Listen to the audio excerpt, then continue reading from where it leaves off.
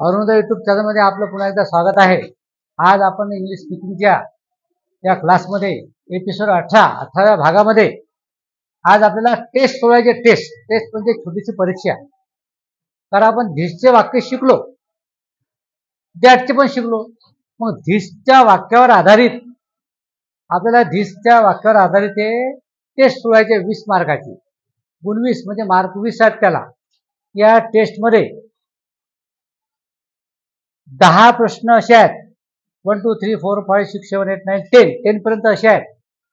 त्याच्यामध्ये इंग्लिशमध्ये वाक्य दिलेले आहेत, त्याचं तुम्हाला ट्रान्सलेट मराठीत करायचं आहे। त्या 10 वाक्याचं उत्तर मराठीत लिहायचं। चला हा एक प्रश्न। आता हे 10 वाक्य तुम्हाला मी वाचून दाखवतो कोणते आहेत पहा। This is a ball. Ball तुम्हाला नवीन शब्द नाही, जुना शब्द आहे। याचं उत्तर मराठीत लिहायचं आहे। दुसरं काय आपल्याला, is this a bat. Bat तुम्हाला माहिती आहे त्याचा मराठी अर्थ, मी तुम्हाला ते सांगणार नाही। इज धिस अ बॅट या वाक्याचं मराठीत भाषांतर ट्रान्सलेट लिहायचं। This is not a dog. आता डॉग शब्द तुम्हाला काही नवीन नाही आहे, फक्त आपण या पुस्तका व्यतिरिक्त अभ्यासात थोडा बाहेरचा शब्द घेतलेला आहे। असे बाहेरचे शब्द तुम्हाला वापरायचे आहेत। दिस इज नॉट अ डॉग याचं उत्तर मराठीत लिहायचं आहे। इज धिस अ बॅग याचं उत्तर सुद्धा मराठीत लिहायचं आहे। दिस इज अ कॅट। कॅट सुद्धा हा नवीन नाही शब्द, जुना शब्द आहे। Is this a table.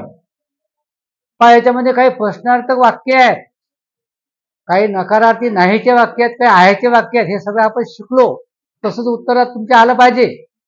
इथं जर त्या इंग्रजी वाक्यामध्ये प्रश्नचिन्ह आहे, तुमच्या उत्तरामध्ये प्रश्नच आला पाहिजे, हे लक्षात ठेवा। नंतर काय, is this a table. This is not a mobile हा सुद्धा काही नवीन शब्द नाही आहे। इज धिस अ टीव्ही याच्यात प्रश्न विचारला, तुम्ही सुद्धा तुमच्या उत्तरामध्ये प्रश्न विचारायचा आहे। आता 10 शब्द इंग्रजीचे आहेत, 2 शब्द पुढे आहेत। 8 शब्द इथं आपले झाले, 2 शब्द पुढच्या पेजवर आहेत। तर या 10 शब्दामध्ये तुम्हाला काय लिहायचं आहे, इंग्रजीतले वाक्य सेंटेन्सेस आहेत, याचं फक्त मराठीत ट्रान्सलेट तुम्हाला लिहायचं झाले टेस्ट। आता पुढच्या पेजवर आपण जाऊया। आता पुढच्या पेजवर काय आहे की मागच्या पेजवर 8 वाक्य होते इंग्रजीचे, हे 2 वाक्य या पेजवर आलेले आहेत। हे 10 झाले इंग्रजीचे वाक्य। दिस इज नॉट अ ट्री हा ट्री शब्द सुद्धा सोपाच आहे, त्याचं तुम्हाला मराठीत उत्तर लिहायचं आहे। दिस इज अ लॉयन। लॉयन सुद्धा तुम्ही शब्द ऐकलेलाच आहे। असे तुम्ही नवीन शब्द शोधा। तसं आता नेहमी आपण काय करतो बघा, table, chair, fan, wall, window असे शब्द वापरतो। This is a window, this is not a window, is this a window असे वापरतो की नाही। किंवा दिस इज अ डोअर हा दरवाजा आहे, दिस इज नॉट अ डोअर हा दरवाजा नाही। नॉट म्हणजे नाही। इज दिस अ डोअर हा दरवाजा आहे का, याचा झाला प्रश्न। अशाच प्रकारचे वाक्य आहेत झाले। आता आपल्याला 10चे वाक्य, आता इथून 11 पासून आपले 20 पर्यंत, इथं 17 आहे, 3 आपले वाक्य पुढच्या पेजवर आहेत। हा रस्ता आहे। आता रस्ता शब्द नवीन आला, तुम्हाला वाटते रस्त्याला काय शब्द आहे, तो कंसात दिलेला रोड। रोड तुम्हाला माहित आहे, तो रोडला रस्ता म्हणतात हे आपल्याला बऱ्याचदा माहित नसते। हा रस्ता आहे। इथून पासून तुम्हाला 11 नंबर पासून तर 20 नंबर पर्यंत काय लिहायचे आहे, मराठीतले वाक्य आहेत, त्याचं उत्तर इंग्रजीत लिहायचं।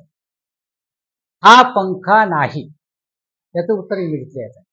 ही भिंत आहे का हा मराठीचा प्रश्न आहे, तो तुम्हाला इंग्रजीमध्ये प्रश्न विचारायचा आहे, इंग्रजीतले शब्द टाकून। हे मैदान आहे हा शब्द सोपाच आहे। ही खुर्ची आहे नाही, हे आपण वाक्य शिकलेलो आहोत, त्यातले काही जुने वाक्य घेतले, जुने शब्द घेतले, काही नवीन टाकले।